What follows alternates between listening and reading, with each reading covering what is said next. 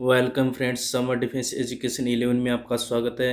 Indian air force, navy, UPSC, SSC और अन्य किसी भी प्रकार के टेक्निकल एग्ज़ाम जिसमें फिज़िक्स का इम्पोर्टेंट रोल हो या फिज़िक्स एज ए सब्जेक्ट उसमें ऐड हो, तो उसके लिए बहुत ही इम्पोर्टेंट ये क्वेश्चन रहने वाला है।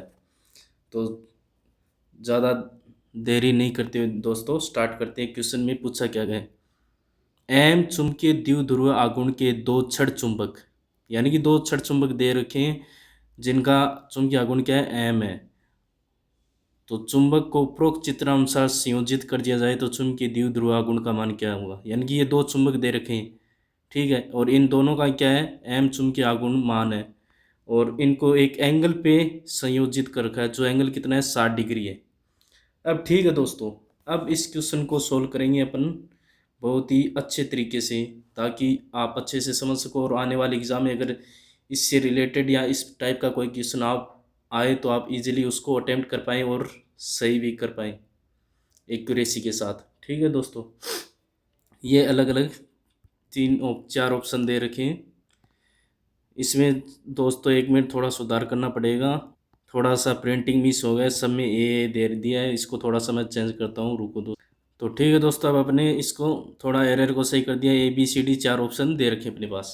अब क्वेश्चन को सोल्व करते हैं। ठीक है दोस्तों, सबसे पहले क्या है कि दो छड़ चुंबक दे रखे हैं।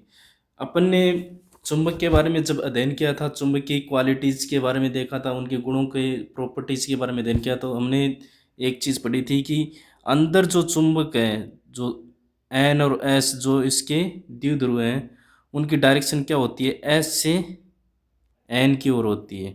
ठीक है दोस्तों, एस से एन की ओर होती है। और एक चीज़ अपन को ये भी पता है कि जब एंगल का माप करते हैं तो या तो उनके सिरे एक साइड होने चाहिए या एक दूसरे से दूर जाने चाहिए एक बिंदु से। तो इसमें क्या है, एक दूसरे के विपरीत जा रहे हैं ये दोनों, तो इसको इस साइड आगे बढ़ाएंगे और ये तो है ये इस साइड, तो इसकी डायरेक्शन क्या हो जाएगी, अब ऐसे हो जाएगी। तो अपन को जो एंगल होगा, जो मेन एंगल होगा वो यही होगा। टोटल कितना होता है सरल रेखा पर एंगल, 180 डिग्री होता है, और यहाँ पर कितना है, 60 डिग्री। तो 180 में से 60 घटाएंगे तो 120 डिग्री। तो अपने पास एंगल क्या आ गया, 120 डिग्री। रियल एंगल जो दोनों चुंबक के बीच में है वो 120 डिग्री है, यानी कि यही यहाँ पर मेन पॉइंट जो है, ये एंगल वाला ही है इस क्वेश्चन में। ठीक है दोस्तों, इसके बाद एक सूत्र है जो कि इजी सूत्र है, इसको अपन कर लेंगे। दोनों ही चुंबकों के लिए m1 और m2 का मान कितना दे रखा है, m दे रखा है। ठीक है दोस्तों, अब थीटा अपने पास क्या आ गया, 120 डिग्री आ गया। अब अपन को क्या निकालनी है, इन दोनों को संयोजित कर दिया जाए तो जो तुल्य जो चुंबकीय द्विध्रुव आघूर्ण m डैश है उसका मान ज्ञात करना है। ठीक है, m डैश क्या हुआ, अंडर द रूट m1 का स्क्वायर प्लस m2 का square plus 2m1 m2 cos theta. ठीक है दोस्तों, अब अपने पास सारी वैल्यूज हैं, सब वैल्यूज के मान रख देंगे। m1 का मान कितना है, m स्क्वायर, m2 का भी मान कितना है, m, तो m स्क्वायर प्लस 2, m1 का मान m2 का मान भी m, और कोस 120 डिग्री इसका रूट कर दिया। अब देखो m डैश का मान अपन जानते हैं, क्या जानते हैं, जैसे कोस 90 प्लस थीटा कितना होता है, माइनस साइन थीटा होता है। ठीक है दोस्तों, अब कोस 120 को क्या लिख सकता हूँ, 90 प्लस 30 क्या आ जाएगा, माइनस साइन 30 डिग्री, और साइन 30 का मान कितना होता है, 1/2, तो क्या आ जाएगा, -1/2 मान। m square plus m square 2m square plus 2 × m into m कितना हो जाएगा, m स्क्वायर। इसका मान कितना आया, कोस 120 डिग्री का मान कितना है, कोस 120 डिग्री -1/2। ठीक है दोस्तों, 1/2 से 1/2 कैंसिल आउट, ये माइनस बाहर जाए क्या हो जाएगा, माइनस कर देगा, रूट क्या हो जाएगा, 2m स्क्वायर माइनस का m स्क्वायर, m डैश कितना आ जाएगा, under the root 2m square में से 1m स्क्वायर घटाएंगे तो कितना बचेगा, m स्क्वायर।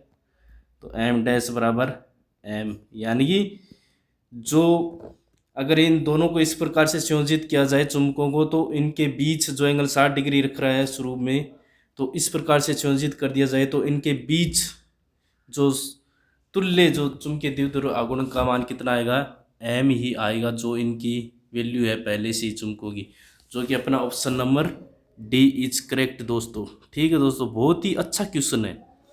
इसको 2-3 बार आप देख लोगे, अच्छे से समझ लोगे, ये पूरी प्रोसेस को देख लोगे तो आप जिंदगी भर इस टाइप का कोई भी क्वेश्चन आएगा फिजिक्स रिलेटेड कोई भी एग्ज़ाम में तो आप इजीली कर पाओगे। और रेलवे लोको पायलट वगैरह इन एग्ज़ामों में तो बहुत ज़्यादा पूछते हैं ये चुंबकीय रिलेटेड, विद्युत क्षेत्र रिलेटेड, मैग्नेटिक, इलेक्ट्रॉनिक्स, तो इनसे ज़्यादा क्वेश्चन बनते हैं। तो जीवन में कभी भी घबराना नहीं है। कई बार आप फेल भी होगे तो अपनी तैयारी को कंटिन्यू रखिए, जितनी आप मेहनत कर सकते हैं अपने स्तर पर अपना 100% दीजिए।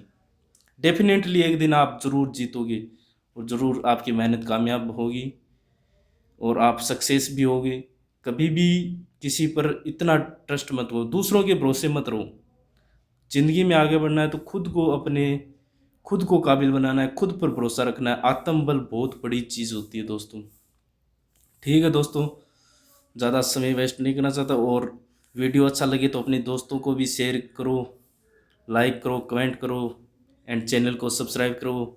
जय हिंद, जय भारत दोस्तों।